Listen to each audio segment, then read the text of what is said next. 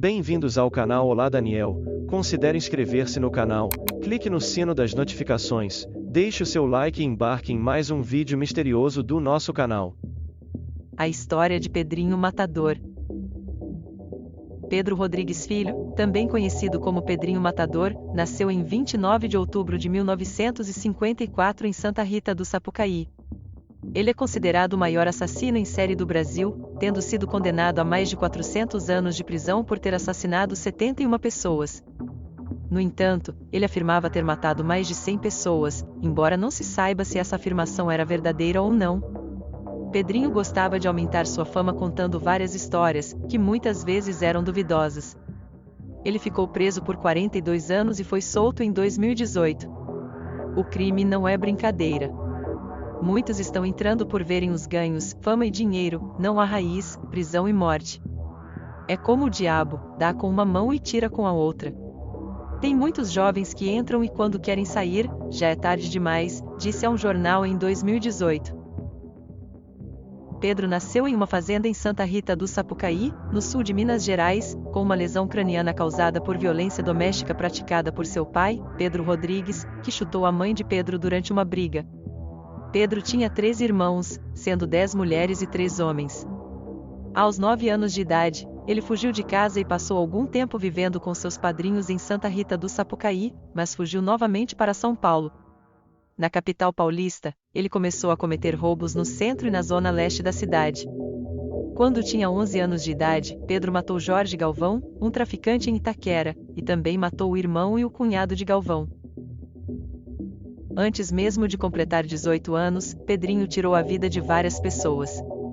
Em uma entrevista a uma revista, ele relatou ter sentido pela primeira vez o desejo de matar aos 13 anos, durante uma briga com um primo mais velho, quando empurrou o rapaz em direção a uma prensa de moer cana, tendo sorte de que ele não tenha falecido.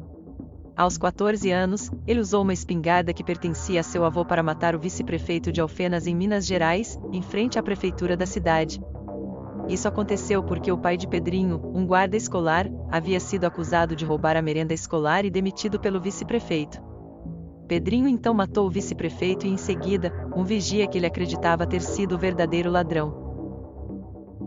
Depois dos crimes cometidos em Alfenas, Pedrinho fugiu para Mogi das Cruzes, na região metropolitana de São Paulo, e começou a roubar bocas de fumo e assassinar traficantes. Lá, ele conheceu Botinha, a viúva de um líder do narcotráfico, com quem passou a viver. Pedrinho assumiu as atividades ilegais do ex-marido de Botinha e acabou sendo obrigado a matar 3 rivais. Ele permaneceu em Mogi até que a polícia matou sua companheira. Embora tenha conseguido escapar dos policiais, Pedrinho não deixou de vender drogas e posteriormente, acabou estabelecendo seu próprio negócio. Mais tarde, Pedrinho se envolveu com Maria Aparecida Olímpia, por quem afirmava estar apaixonado, e que chegou a engravidar, mas acabou sofrendo um aborto. Ele a encontrou morta a tiros e para descobrir quem havia cometido o crime, torturou e matou várias pessoas.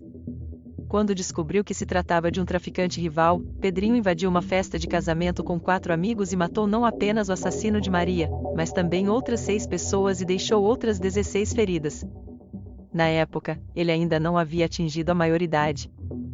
Em 1973, Pedrinho foi preso aos 18 anos e recebeu uma sentença de 128 anos de prisão por seus crimes.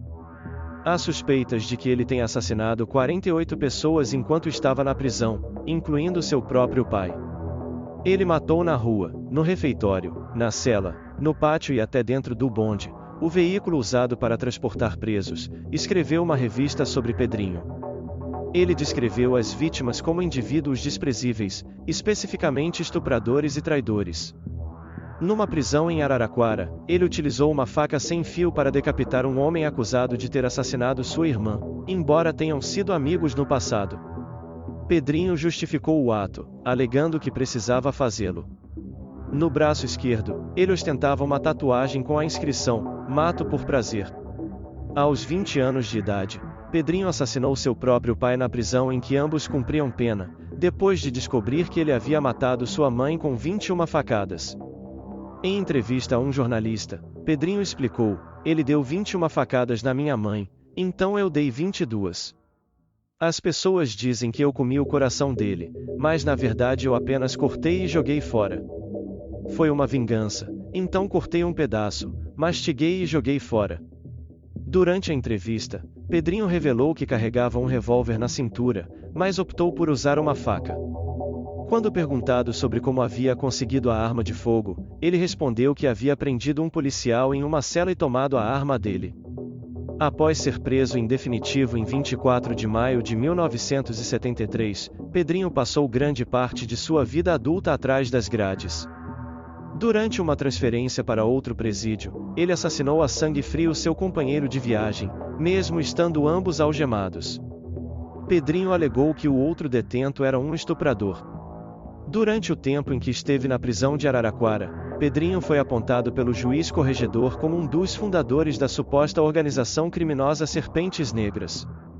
Em 1985, durante uma rebelião, Pedrinho participou da morte de 4 detentos, o que o levou a ser transferido para a casa de custódia de Taubaté, considerada a mais segura do estado na época.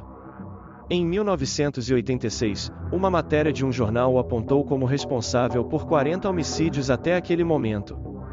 No ano seguinte, Pedrinho quase matou o ex-médico Osmani Ramos, que cumpria a pena, durante uma briga na casa de custódia.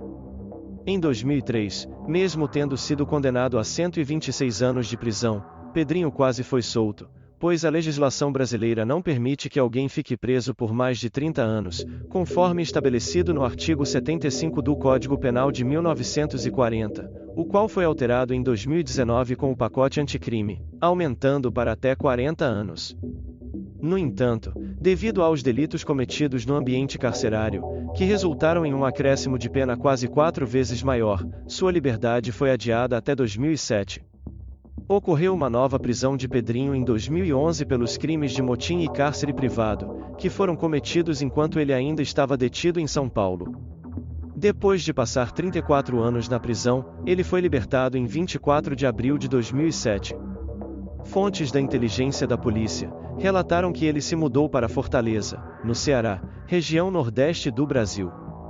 Pedrinho foi libertado novamente em 2018, após ter se convertido ao cristianismo e afirmado estar arrependido. Na ocasião, ele tinha 64 anos de idade e passou 42 anos na prisão. Ele também criou um canal no YouTube e acompanhou a gravação de um documentário sobre sua vida.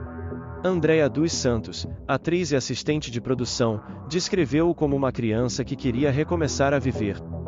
Após sua libertação em 2018 e sua bem-sucedida ressocialização, ele passou a ser conhecido como Pedrinho, ex-matador. Em 5 de março de 2023, aos 68 anos, Pedrinho foi assassinado em Mogi das Cruzes, região metropolitana de São Paulo, em frente à sua residência. Segundo apurações preliminares, 2 homens encapuzados saíram de um carro e atiraram, atingindo Pedrinho 6 vezes. Ele costumava usar uma faca, mas em uma entrevista, afirmou que matou cerca de 10 pessoas quebrando seus pescoços. De acordo com Ilana Casoy, uma especialista brasileira em criminologia, Pedrinho não pode ser considerado um justiceiro, mas sim um vingador, uma vez que matava aqueles que ele considerava os piores membros da sociedade.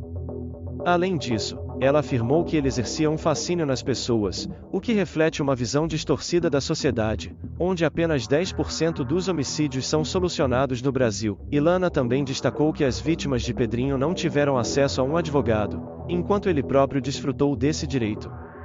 Em 1982, Pedrinho foi avaliado por 2 psiquiatras, para a realização de um laudo pericial. Eles constataram que a maior motivação da vida dele era a afirmação violenta do próprio eu, e diagnosticaram Pedrinho com caráter paranoide e antissocial.